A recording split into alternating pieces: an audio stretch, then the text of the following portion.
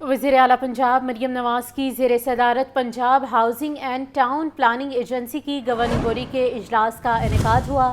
رواں مالی سال کے لیے 34 ارب 73 کروڑ کے سرپلس بجٹ کی منظوری دی گئی۔ اپنی چھت اپنا گھر پروگرام کی بھی منظوری دے دی گئی۔ وزیر اعلیٰ نے پھاٹا سے پرائیویٹ پارٹنرشپ سے ہاؤسنگ پروجیکٹ مکمل کرنے کا پلان بھی طلب کر دیا۔ تفصیلات کے لیے بات کرتے ہیں بیورو چیف حسن رضا سے۔ حسن، اجلاس کا احوال بتائیے۔ دیکھیں، اس اجلاس میں جو ہے 99 گورننگ باڈی کا اجلاس تھا، جس میں رواں مالی سال کے لیے 34 ارب 73 کروڑ روپے کے سرپلس بجٹ کی منظوری دی گئی اور مریم نواز شریف نے پھاٹا سے پرائیویٹ پارٹنرشپ سے ہاؤسنگ پروجیکٹ مکمل کرنے کا پلان طلب کر لیا۔ اپنی چھت اپنا گھر پروگرام کی باقاعدہ منظوری دی گئی۔ اپنا گھر پورٹل پر 5,44,000 لوگ پورٹل پر رجسٹرڈ ہوئے اور یہ بھی بتایا گیا ہے کہ اپنی چھت اپنا گھر پروجیکٹ میں گھر بنانے کے لیے 2,80,000 درخواستیں موصول ہوئی ہیں اور یہ بھی کہا گیا ہے کہ گورننگ باڈی کے اجلاس میں پھاٹا کو معاہدہ سائن کرنے کی اجازت دی گئی۔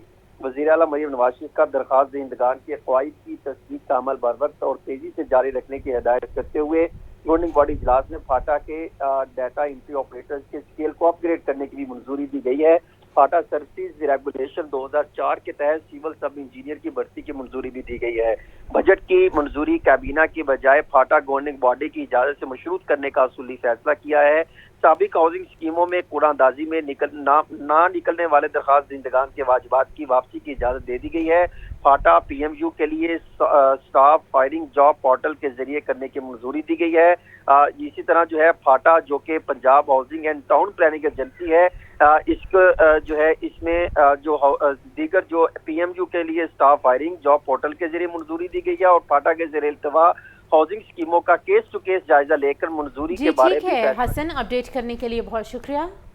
صوبائی دارالحکومت لاہور میں آلودگی کی شرح میں اضافہ۔ محکمہ موسمیات کا کہنا ہے کہ اس سال گزشتہ سالوں کی نسبت آلودگی زیادہ ریکارڈ کی جائے گی۔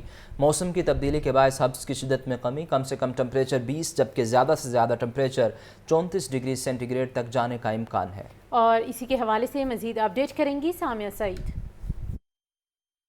جی بالکل، اگر بات کی جائے صوبائی دارالحکومت لاہور کے موسم کی تو شہر لاہور میں آلودگی کے ڈیرے برقرار ہیں۔ آج بھی آلودگی کے اعتبار سے لاہور دنیا میں پہلے نمبر پر براجمان ہے، جبکہ شہر میں اسموک کی اوسط شرح 200 سے بھی تجاوز کر گئی۔ آج چھٹی کا روز ہے، اس کے باوجود بھی جو ہے وہ شہر لاہور میں اسموک کی شرح میں دن بدن اضافہ ہی ریکارڈ کیا جا رہا ہے۔ آج بھی آلودگی کے اعتبار سے شہر لاہور جو ہے وہ پہلے نمبر پر ہی براجمان ہے۔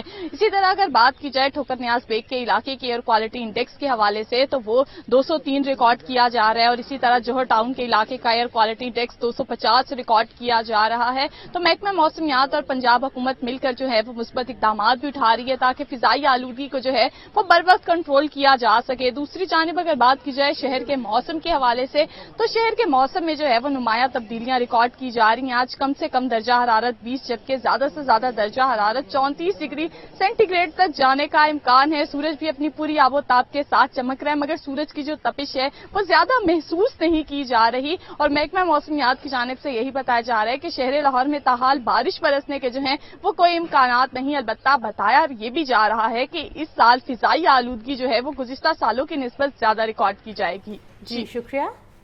عالمی مبلغ ڈاکٹر ذاکر نائک کہتے ہیں اللہ نے پاکستان آنے کی خواہش پوری کر دی، تاریخی بادشاہی مسجد میں بیان کرنے پر آج بہت خوش ہوں۔ ذاکر نائک نے بادشاہی مسجد آمد پر والہانہ استقبال کا response I love you too کہہ کر دیا۔ تکبیر، اہلا وسہلا، اہلا وسہلا، نعرہ تکبیر۔ ڈاکٹر ذاکر نائک کی بادشاہی مسجد آمد پر زندہ دلان لاہور نے والہانہ استقبال کیا۔ ڈاکٹر ذاکر نائک نے بھی I love you too کہہ کر رسپانس دیا۔ ڈاکٹر ذاکر نائک نے کہا پاکستان آنے کی خواہش میرے اللہ نے پوری کر دی، بہت خوش ہوں کہ آج لاہور کی تاریخی بادشاہی مسجد میں بیان کروں گا۔ اہلیان پاکستان کی والہانہ محبت پر بے حد مشکور ہوں۔ آج ہم کمپٹیشن لگائیں گے، کیا ایک ہندوستانی پاکستانیوں سے زیادہ محبت کرتا ہے کیا پاکستانی ہندوستانی سے؟ I love you too۔ میری خواہش تھی کئی سالوں سے پاکستان آنے کی اور اللہ نے وہ مراد، وہ خواہش تقریباً 2 ہفتے پہلے پوری کی۔ ڈاکٹر ذاکر نائک کا بیان کرتے ہوئے کہنا تھا، قرآن عالمی ضرورت ہے جو آخری نبی پر نازل کیا گیا۔ قرآن دنیا کا دستور، مظلوموں کی امید اور سب سے زیادہ حق کی کتاب ہے۔ یہ قیامت تک کے انسانوں کے لیے رہنمائی ہے جو انسانوں کو اندھیرے سے روشنی کی طرف لاتا ہے۔ القرآن اللہ سبحانہ و تعالیٰ کی آخری وحی، آخری کتاب ہے جو نازل کی ہے آخری پیغمبر محمد صلی اللہ علیہ وسلم پر۔